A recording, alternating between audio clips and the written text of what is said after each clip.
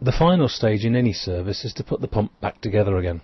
Check that it starts OK, and then put it back into your installation. Slide the magnet back into place between the two drive units in the centre of the core. Try to make sure that the magnet is as central as possible.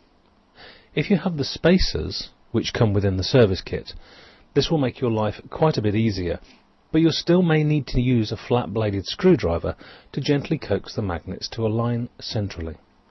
These magnets are pretty strong, so you don't catch your fingers, and avoid wearing watches or get them close to anything that might be badly affected by a strong magnetic field. Attach the first diaphragm onto the threaded end of the magnet, making sure that it's aligned correctly. Note the opening here, which matches up with the same feature on the casting. Take a firm grip on the valve box and screw all 4 Phillips screws back in to fix the valve box in place. Then reattach the pipe with its spring clip. Another tip here: slide the clip around so it points downwards. It may not seem like a big thing, but it will keep the clip well away from the external casing. This will avoid it buzzing against the casing when the pump is completely reassembled and started back up. Repeat exactly the same procedure for the other end of the pump. Remove the spacers. It's useful to keep the spacers from the service kits for future repairs, as they aren't available separately. You'll need to make sure that the auto stopper switch is centralised. Actually, it might already be OK, but it's worth just checking.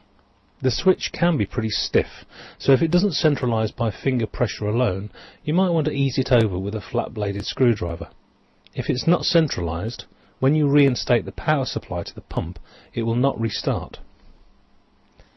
Now replace the internal core's top back down onto the core casing, assuming your pump had one to begin with.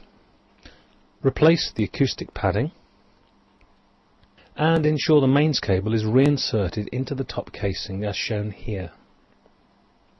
Now lift the top casing back into place, ensuring that you've not trapped any cables, and replacing the nut, washer and bolt back in each corner of the casing. And you're done. Check the pump starts. If it doesn't, you'll need to take the power supply back off and go back a few steps to gain access to that auto stopper switch, as it's quite likely to be the culprit if the pump doesn't restart.